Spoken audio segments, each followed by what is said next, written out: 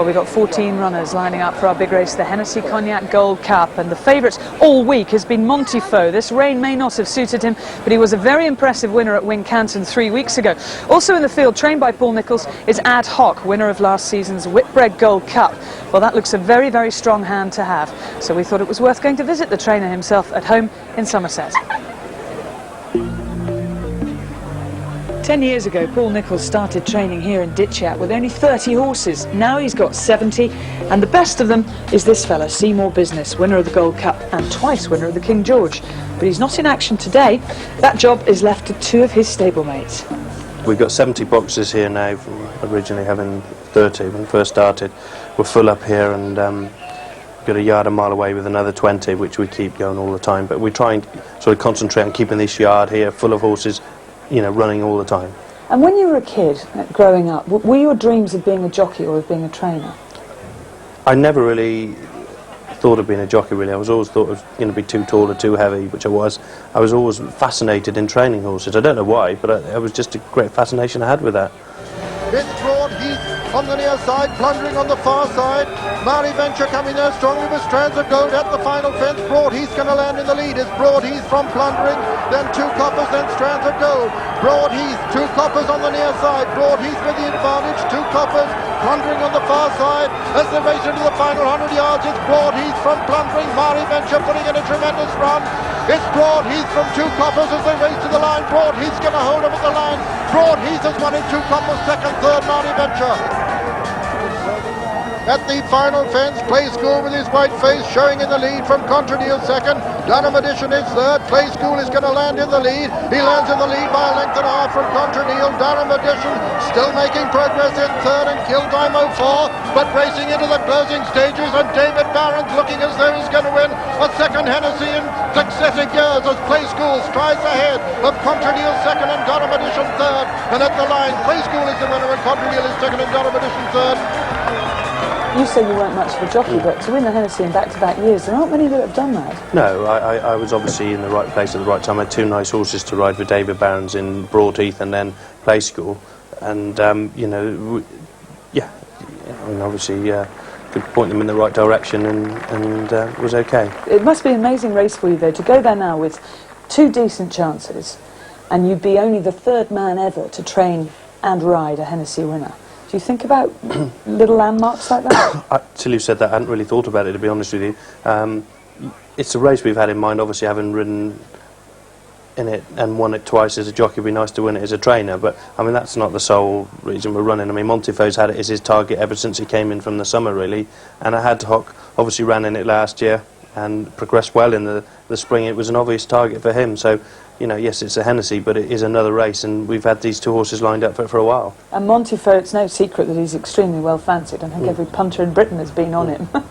Well, we purposely didn't run him before the Badger Beer at Wincanton because I didn't want to, as this happened, his handicap might go up, and he was only here at a £4 penalty if he won.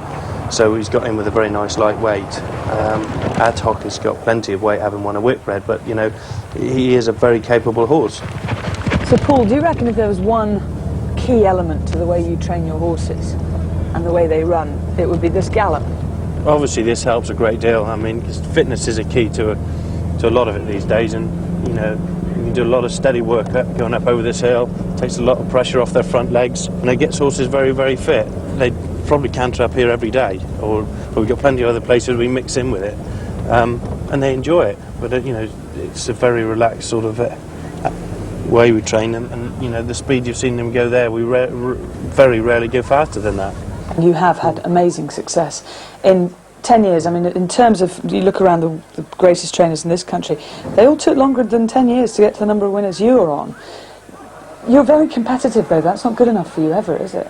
Well, you have to be competitive, and you've got to keep looking forward. I was probably too competitive to start with and made mistakes, but you learn to change things. But yeah, you have to be competitive, I think, and keep looking forward. I think the day you lose that edge is a day, probably, not to stop, but you take things easier. And, you know, while I am like that, we hopefully keep on training plenty of winners. And in case you're wondering who the other two to have ridden and trained winners of the Hennessy, Derek Ansell rode and trained the same horse, and then Andy Turnell won it as a jockey and later won it as a trainer. Other trends to watch out for are grey horses just going in front of us. What's Up Boys, and also Grey Abbey, who could well make the running. Grey horses in recent years have had a fabulous record. Sunny Bay, Teton Mill, one man have all won it, and the trainer of Grey Abbey is Barry Murter. He's with Jonathan Ann. Well, Barry, yes, Claire was saying one man was a grey, your fellow's a grey, and he's very much in form, isn't he? Were you always confident you would bring him here after his recent victory at Ayr? Yeah, he won well. We just had to see how he came out of the race, and he's come out of the race absolutely brilliant. So, yeah, definitely, after a couple of days, we should definitely come down, yeah. He loves this ground, and this is a similar course to Ayr, isn't it? It's left-handed, it's a good galloping track, and he's got a light weight, and the fact that the weights have gone up a little bit will have helped him. Yeah, definitely helped him, like, you know, and he's alright, he's off 10 stone, just £3 out, but he's a lightweight, but he's got a good chance, yeah. And for you, Barry, you've had a great run in the north these past few years, but you're something of a stranger down here in the south. How hopeful are you in this race? I give the horse an honest each-way chance. Whether he's quite good enough to win now, we'll find out now, but he'll have a good honest each-way chance. And should he win it, what would it mean to you? Oh, it'd be brilliant. I mean, it's brilliant even just to be here with the horse good enough to come down, but to win it would be unbelievable. The best of luck to you. Cheers. Thank you. Would be a great story if Grey Abbey could win it for a small yard like that. And Richard Johnson's having a look at some of these runners as they come past us, and there's Take Control, who Tony McCoy's going to be on board. There's a few that look really well. Yeah, like I say, a lot of them, you know, sunshine makes them look extra special, but I mean, they look really well in their coats. A lot of the horses have had a run, so, you know, I think the best horse will win. Are you having more feelings towards one horse or another right now? Sort of, you know, I'd love to be up there and, you know, obviously seeing Bayrajan go round, and What's Up Boys, sort of very annoyed to be down here. Yeah, they would have been. One of those two would have been your ride, but never mind, you can watch it with us and we'll go every single fence, OK? Well, let's take a full check on the 14 runners then for the 45th running of the Hennessy Cognac Gold Cup. And they're running for a prize, 100,000 guaranteed. First prize of 58,000. 1 is Lord Norley, Richard Guest. 2 Comanche Court, Ruby Walsh. 3 Ad Hoc, Norman Williamson. 4 Bayrajan, Mark Bradburn. Number 5 is What's Up Boys, Paul Flynn in the saddle. 6 Hindiana, Dean Gallagher. 7 Frantic Tan, Tom Jenks. Number 8 Hattie Roy, Andrew Thornton. 9 is Take Control, Tony McCoy, wearing those familiar blue, green and white colours again. Number 10 is Bindari, Carl Llewellyn. 11 Jocks Cross, Tom Scudamore claiming the 3. 12 is Streamstown, Adrian Maguire. 13 Montefiore, Timmy Murphy, and 14 Grey Abbey, Brian Harding. All 14 go in the Hennessy of 2001, and here's a full show of betting. Montefiore, as he's been since the anti-post market, really took shape after its win at Wincanton as the 3-1 favourite, with Take Control at 9-2. Ad Hoc is 6-1 with Bayrajan at 8. Grey Abbey is 12-1 with Streamstown also at 12s. What's Up Boy is 14s. Comanche Court for Ireland at 14s. Hattie Roy is 16s, and it's 20-1 bar. Well, this Montefiore has been an uneasy favourite, but put in at 3-1 here at the track. I'm pretty sure it is going to start favourite unless there's a plunge on the Martin Pipe and Tony McCoy conversation. Take Control, which is the second favourite. But it's a great betting heat, this. Montefiore currently the 3-1 favourite. I was just looking back through the past winners of the Hennessy Gold Cup to see when the last Irish trained winner was. Ted, exactly, 1980. Ted Walsh knows all these things. Now, what about Comanche Court, though? Any chance of following that record? Well, Bright Highway was a hell of a horse. He'd won the Massey Ferguson a fortnight previous to that, and he came here, then won over 3 1/4. Comanche Court's a very good horse to me and to the family, and he's a very good horse. But whether he's quite up to those great horses that won a Hennessy with 11-10, 11-12, I'd question it. But he'll run a big race. It's an awful lot of weight for him to carry, but he will like this ground. He won't mind the ground. He'd probably like it a little bit quicker, maybe easier to carry the weight.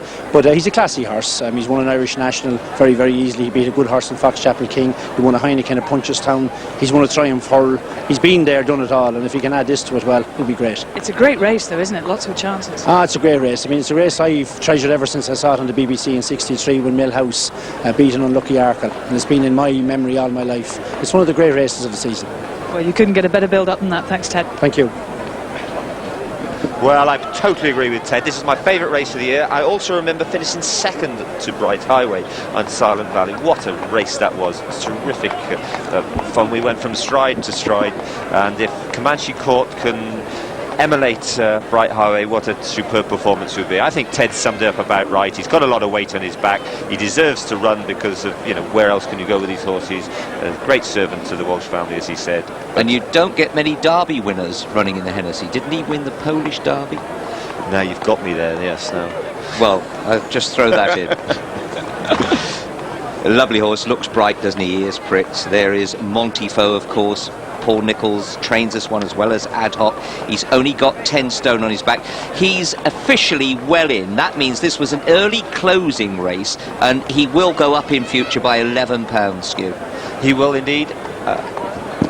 Well, his race at Wincanton was an interesting race because I thought Timmy rode a brilliant race on him. He kicked really early on him. Now I think this has come to the second last now. This is the interesting stage. You see the horse at second is right at the back of your picture in yellow. Now to me you've got to decide where Timmy Murphy starts easing up on Montefiore now, because Carberry Cross really starts running on and runs on again, and I just wonder, you know, on this, over the stiffer track on the slower ground, whether, you know, they may just find him out of it. But and you he's know, got he has furlong. eased, yeah, he has eased up. I'm not denying that, but I just think that on this day, look how fast Carberry Cross is finishing there. You know, I mean, no excuses, but I just think that, you know, just may find him out. I thought Timmy Murphy was brilliant that day. And Carberry Cross, John Joe Neal, of course, had a few coughs and sneezes recently, couldn't run him, but he was fancying him for this race. Well, and I would. We were second with Kings Road in that race. Similar circumstances last year, came on and won. Anyway, that's just one of them.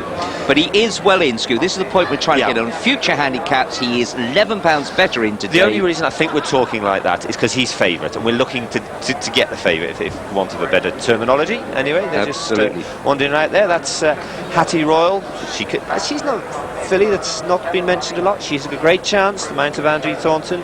She won at Cheltenham last time. I love this filly. I think I've watched her all her career over fences. Beat one of ours first time over fences at Bangor. I've watched her ever since, and I think she's a tremendous filly. And you know, she has a right chance. Yeah, Anne Humphreys owns this one. She's got another horse with Hen Knight, a young horse. But isn't it good to see a mare up there fighting with the best of them? And you talking about shining coat? You won't get any shinier than that, will you? She looks superb. Absolutely. Hats off to Henrietta Knight and Terry Biddlecombe for producing her like that. They could do more. No more now. You trainers, you see, once they're here, trainers are irrelevant, aren't they? Let's go up to the head of the parade. They're just trying to get in order now, and they'll very shortly start this. There are 2 greys in this, incidentally, and we've had 4 very high-profile greys winning in the past. There is number 1, Lord Noley, the Mount of Richard Guest. He is the winner of the Sun Alliance Novice Chase. Question mark over him is, will he handle his ground? He's also by Lord Americo, as was Young Devereaux. We've already had a brief look at Comanche Court, owned by Dermot Desmond. We're going to do him again. He's rated 157. That's very high. A winner of the Irish Grand National. He is a very high-class horse and goes in the ground. But he's got to carry 11.10. Ad Hoc, winner of the Whitbread. 11.2 on his back. The second of Paul Nicholls' runners. It's hard to evaluate him like that, but he's a horse with the right chance. Norman Williamson rides. And Berejam will be next. There he is in the yellow colours. He's a syndicate-owned horse. Now, this ran a marvellous trial at Haydock last time out. 3rd to King's Mark. Just probably needed that first run of the season. What's up, boys? Richard Johnson was second in the Whitbread, 2 Ad Hoc on this horse. They're beaten 19 lengths that day, but perhaps just a little bit too late. Furlong drop back in trip may suit him today. And then Paul Green's colours we'll see now. This lovely horse, Hindiana, isn't it? Had 1 run at Down Royal on the 10th of November, that £100,000 race, the James Nicholson. 4th to Fox, Chapel King, Wicked Crack and Florida Pearl. Frantic Town, the question mark over this horse is, will he jump? Because if he does jump, I think he'll be placed at a big price. And the only mare in the race will be next. That's Hattie Roy, Anne Humphreys' colours, and she has done very little wrong. She's won 7 of her 12 starts. Stays. Jock's Cross was well behind her at Cheltenham last time. Take Control, the Mount of Tony McCoy, trained by the champion trainer Martin Pipe. The conditions have come right for them. Can they win the big autumn race treble over fences with Take Control? Then we'll move on to the colours of Raymond Mould on Binderee. Now, Binderee stays, jumps, former Northern Ireland produced point-to-pointer, good horse. I just feel he hasn't quite shown enough from his 1 run this season in the Thomas Paine. Welsh National winner Jock's Cross, ridden by Tom Scudamore. Can he emulate his father and win 2 Hennessy Gold Cups, or even go one better in his first ever ride and win, because I was second on Silent Valley. And Streamstown now, this one runs in the Haydock Park National Hunt Partnership. A lot of the staff at Haydock Park have a share in this one. Stays, jumps, Ferdy Murphy trains, he's got Hindiana as well. A good staying chaser will win, whether it's today I don't know, but he'll win a big chase somewhere. Monty Fox, the handicap certainty.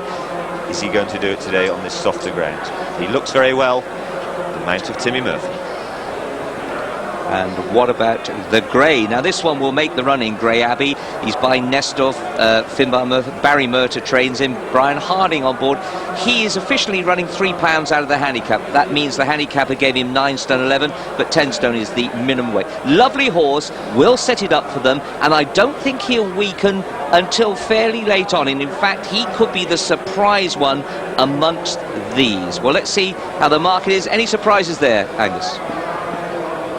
Well, this market has settled down, and what I can confirm now is that Montifo will start the Hennessy favourite. There has been confidence at a top price, 100 to 30, and it's now 3 to 1. After that, the support here on the course is interesting. It's for Ad Hoc, 6s into 5s. Take Control significantly could be, goes out to 5 to 1. Berajan is 8s, Great Abbey and Streamstown are both 12 to 1 chances. They've done the 14s, Comanche Court now 12 to 1. The Irish horse, significant support for that one as well. What's Up Boys is 14s. Hattie Roy is a 16 to 1 chance, and it's 20 to 1 bar. But Montifo now almost certain to go off Hennessy favourite at 3 to 1. There is number 12, Streamstown, countering to post under the great rider Adrian Maguire, and Claire caught up with him earlier. Well, Adrian, you finally passed the big landmark earlier this week. That must have been a big relief, as well as incredibly exciting achievement. Yeah, I'm delighted to get it over with and just crack on now and ride as many winners as I can. And what chance have you got of winning the Hennessy? I think he's a very good chance. It's a wide open race. The ground will suit, and his run in the Charlie Hall wasn't too bad, and he'll come on a lot for that, so I'm looking forward to it. It's always a race that's run at a very fast pace. You need something that can tank along early. Yeah, they might go fast, all right, but you need something that's going to get home as well, so we'll take our time and creep away into it. He's a nice weight, 10-4, so, you know, see what happens. And it'd be lovely to win a race of this calibre for your boss, Ferdy Murphy. Yeah, it would. Well, he was involved with the late Mr. Hubbard when Sinton Abbey won, so he's no stranger to big races here. And neither are you. Well, I was lucky enough to ride Sinton Abbey that day, so hopefully it'd be nice to do it again. Good stuff. Good luck. Thanks. Cheers. Taking a good hold going down to post. But what about AP McCoy? Looking lean again. He's doing 10 stone 6, and that includes the visor that they're putting on Take Control for the first time. There he is, looking at the fence, number 9, looks at picture as all the pipe horses are doing. Now, Take Control, we saw at Utoxeter Skew when he had that 3 miles 4 furlong race absolutely at his mercy. I know it was controversial. I thought McCoy was wrong to get up and continue on this horse. Nothing to gain, everything to lose, but had it at its mercy. Yeah, you can see why they just put the blinkers on. He's just pulled in there and just pulled up and had a look at the fence. Just didn't do enough, didn't he? So that'll just sharpen him. I think it's very unlucky for a novice. This was a fantastic performance. I think you're very hard to blame Tony McCoy for, you know, your adrenaline's running. The horse is okay. I know you shouldn't remount, but how do you know it's okay? Could have pulled something up inside. Okay, all right, Chloe. Anyway, Flake Tokes goes on to win, and McCoy is a race-winning jockey. That's why he never misses a trick there, does he? The ground was soft there, and that's the key. Well, softer than it is here. But yes, yeah. This is more tacky. It'll suit him. Yep, it will suit him, there's no doubt about it. Interesting, though, when he spoke earlier, that he said he wondered whether he got the class to beat horses like Ad Hoc. Fair enough, isn't it? Yeah. That's the handicapper's job, to bring Ad Hoc and Frantic Time together. There is Ad Hoc, and Norman Williamson. He ran in this race last year, didn't he? Fell at the cross fence. Yep. Went going very well. The ground last year was even heavier again, and then went on and won the Whitbread. He absolutely did, and we can have a look back at that. He sluiced up in that, didn't he? And this, of course, clinched the title for Sir Robert Ogden, the owner's title, on the last day of the season. That's right. So just going to the second last year, you would have thought that What's Up Boys had done enough, but no, a well-timed run and he's gone away and won very easily. If he can reproduce that form, as you say, he's got an outstanding The chance. second horse, What's Up Boys, is £7 better off today, but beaten 19 lengths. On the face of it, that's not enough to turn them round. But this is a longer race, a shorter race. 2 furlongs less. Yes. So what do we think? It's going to be very close. I think Ad Hoc will probably just still be good enough. Anyway, let's have a look where he is in the betting. Good support for Ad Hoc. It's 5-1 second favourite. The weak horses take control out to 6-1. Montefiore 11-4 favourite. Right, they're coming into line now for the 45th running of the Hennessy Cognac Gold Cup. That's it, under orders, and they're racing. They jump a total of 21 fences in this feature handicap chase, and Grey Abbey, as expected, goes on as they come to the first now from Frantic Tan up on the outside. Montefiore, the favourite, jumped it in third, followed by Bindery, and just behind them is What's Up Boys. Half a length the Jocks Cross, followed further back in the field by Bayrajan as they come to the first of the ditches. Further back in the field then is Take Control, who settles on the inside of Hattie Roy. They're a length or so in advance of Comanche Court in the early stages, followed then by Jocks Cross, who lost a couple of places as they come now to the third, and Grey Abbey's gone. The favourite has hit the top of that, I should say the leader has hit the top of that and has come to grief. Brian Harding absolutely disgusted. They're both up on their feet, heading now to the fourth, and Montefiore, the favourite, is left in front here, a long way from home, about 3 lengths in front now of Frantic Tan up on the outside of Bindery. They're a couple of lengths to Bayrajan as they sort themselves out and run along now towards the 5th fence, a plain one down the back of the course now. Montefiore out in front, and I don't think he'd want to be there that early, but they've cleared that well. So it's Montefiore by 2 lengths to in second Bindery. There's the loose horse Grey Abbey up on the outside now, coming over to join the main body of the field. Frantic Tan in third, a couple of lengths to What's Up Boys, followed further back then by Bayrajan as they turn sharply left-handed now and head along the top of the course. Behind Bayrajan at this stage is Hattie Roy as we change camera angle now and head towards this cross fence. Hindiana well back in the field, giving them an enormous start as they head now towards fence number 6. Montefiore, the first to rise, lands over at a couple clear and got over that one okay. So Montefiore is the leader as they come around the home turn. Bindery up in a very prominent position as well, and also Frantic Tan is there from What's Up Boys. They're followed just behind them by over on the far side Bayrajan, then What's Up Boys. Further back in the field then is Hattie Roy. Well back in the field Streamstown in company with Comanche Court as they come now to fence number 7. Montefiore, the first one to rise there. Take Control well back in the field, didn't jump that at all well. Ad Hoc is well out the back, so too is Jocks Cross and Hindiana. Heading up now towards this open ditch, which is number 8, and the leader Montefiore by a couple of lengths to in second Frantic Tan, who's well up very handy from Bindery, and just behind them What's Up Boys. Bayrajan is next in the field from Hattie Roy, and further back in the field then is Streamstown as they head over that one, giving them a fair start. Lord Noley is out the back there as well with at this stage Hindiana, and they're followed then by Ad Hoc and Jocks Cross from Comanche Court Take Control as they head now to the 10th. Montefiore led over it by 3 or 4 lengths, so it's Montefiore who's clear as they head up now to the judge with just over a circuit to go in the 2001 Hennessy. It's Montefiore by 3 or 4 lengths to What's Up Boys. 2 lengths away then in third, tucked away on the inside as they head over that is Frantic Tan from Bayrajan, and they're followed by Lord Noley. Then Indiana the outside, followed in the centre by Ad Hoc, and then Take Control, who's trying to take closer order on the inside of horses now. They're followed back in the field by Hattie Roy as they swing left-handed and race into the back now, almost back where they started. And so the leader is Montefiore. He's going to have to make nearly every yard of the running here. He leads by a good 4 or 5 lengths as they head to the first one down the back. It's Montefiore by 4 lengths to What's Up Boys. They're followed by Bayrajan and Mighty Leap at that to jump up third from Lord Noley and Frantic Tan. They're followed by Ad Hoc, and on the inside Hattie Roy from Comanche Court, followed further back by Bindaree. Then in the centre, Take Control, who didn't jump that at all well. Hindiana out wider from Jock's Cross, and Streamstown is last of those still remaining in the race.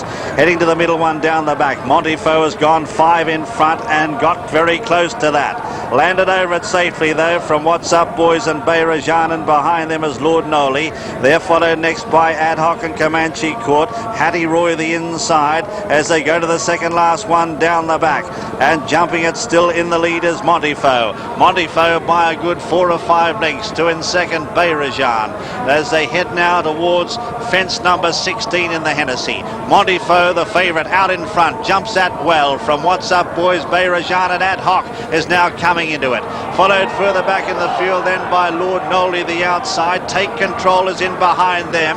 They're followed by Comanche Court. Streamstown is coming there as well from Hindiana. Plenty in with a chance here, but they've got to catch the leader. It's Montefoe by 3 lengths to What's Up Boys as they leave the back now. They've got 5 fences left to jump, a long run before 5 out. Montefoe in front of What's Up Boys. Behind them is Lord Noley, followed next by Take Control. Bayrajan on the inside, and Ad Hoc is coming there as well as they jump 5 out. They've kicked away from Streamstown, who didn't jump it well. What's Up Boys has now moved up to Montefoe as they come towards the turn, only a half length in it. Ad Hoc is just behind them, followed by Take Control, and Lord Noley is running on fairly well. Frantic Tan has pulled up at the back of the field, straightening up with 4 left to jump. Montefoe the far side from What's Up Boys. Lord Noley is running a big race, followed then by Ad Hoc, and behind them is Take Control as they jump 4 out. Take Control has moved up now on the near side, has got a second win for Tony McCoy from What's Up Boys. Just behind them is Lord Noley and Bayrajan as they come to the last ditch. Take Control got too close but landed in front from What's Up Boys. Here's Bayrajan, Lord Noley behind them, followed by Ad Hoc as they race up now with 2 left to jump. Take Control the far side, being tackled now by Bayrajan. Behind them is What's Up Boys from Lord Noley. They've got 1 left to jump in the Hennessy. On the near side, Bayrajan digging deep. He's gone to the front now from Take Control. What's Up Boys, though, the danger to the pair of them. At the last out, Bayrajan lands over in the lead. Take Control and also What's Up Boys giving chase now. They're on the run in for home. 100 yards left to go. Bayrajan in front. Take Control coming back. Bayrajan, though, holding on with 100 yards to go. What's Up Boys is flashing home. Might beat them all. Bayrajan grabbed by What's Up Boys. He's got up. What's Up Boys from Bayrajan just behind them. Take Control from Lord Noley. Further back in the field then Bindaree from Streamstown, Ad Hoc, Hattie Roy. They're followed by Comanche Court, Hindiana, and Jock's Cross is the last to complete the course. Well, Montefoe has been pulled up, and so too Frantic Tan. What's Up Boys, though, has got up in the dying strides. Number 5, What's Up Boys, owned by RJB Partners, trained by Philip Hobbs and ridden by Paul Flynn, has got up in the dying strides to snatch this. And Richard Johnson, our co-commentator today, would have ridden this. He could have ridden Bayrajan as well. How do you feel, Richard? Between Bayrajan and What's Up Boys? Yeah, obviously, delighted they both run, tremendous races, and great for Paul to have a good winner. But obviously frustrating, but it's good to see both horses run really well. And he's got such an amazing finishing kick, hasn't he, What's Up Boys? Yeah, he's very tough. He always looks beat, and then he always does his best work at the end. And Paul won the Coral Cup on him, and came very late as well. And today, Paul's not given up on him, and he's just got up to win again. Well, there were plenty of incidents throughout the race. Let's take a look back with Richard and Skew. Well, before we do that, we'll check the 1, 2, 3, 4 for you in the Hennessy. First, number 5, What's Up Boys, ridden by Paul Flynn. Second is number 4, Bayrajan, owned by the Bayrajan Partnership, trained by Henry Daly, ridden by Mark Bradburn. And third, number 9, Take Control, owned by David Johnson, trained by Martin Pipe, ridden by A.P. McCoy, and fourth, number 1, Lord Nolly, ridden by Richard Guest. 14-1. What's Up Boys, the winner of the Hennessy Cognac Gold Cup, and Paul Finn very much the man of the moment. But let's have a look at an absolute thriller. Well, it was sad, Skew, that the grey went very early on the third fence. What did he do? I don't know, I was sort of watched a dozen other things happen. This is really the first time I've studied it. Just going to there, just got in too close, didn't he? I mean, the jockey's done everything, Brian Hardin's done everything right there, and he laid his hands on the horse's neck, and the horse has just gone in too short. And there's Monty Folt has landed in front there and just running a bit free. Skew, look about 8 back on the wide outside here in Robert Ogden's colours now. The sheepskin noseband, you'll see in a minute, behind the yellow colours of Berejand. Now here, Ruby Walsh lets go of the reins with both hands and says, I've got to stay with it, but he quickly gathers it up. Now, that was the cross fence, and that's where he fell last year, but he survived it this year. Get to the business end of the race here, and you can see where the grey is, the winner. He's on the inside, but he finishes on the outside. Big run from Berejand in the yellow colours. Yeah, you'd have money on Berejand here going to last. Been wonderful servant, wonderful horse. But What's Up Boys did this at Cheltenham when he won at the festival. Had no chance going to last and got up on the line, and he's done it again.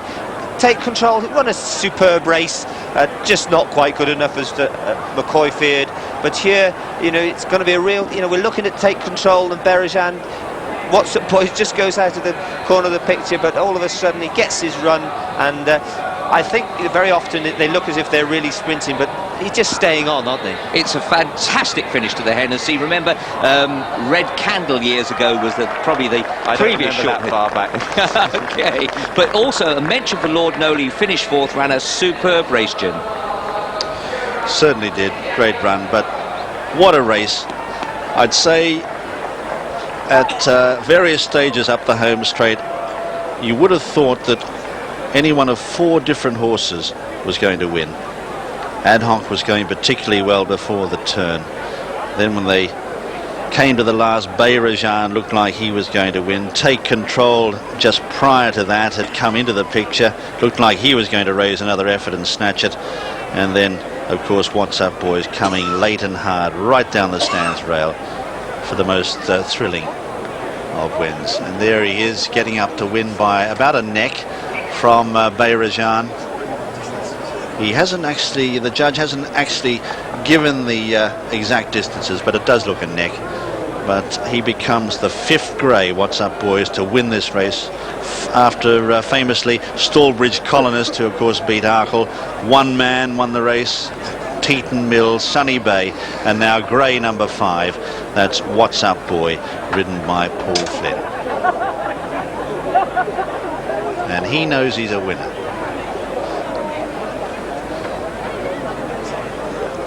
Officially a neck. Well, let's check the SPs with Angus.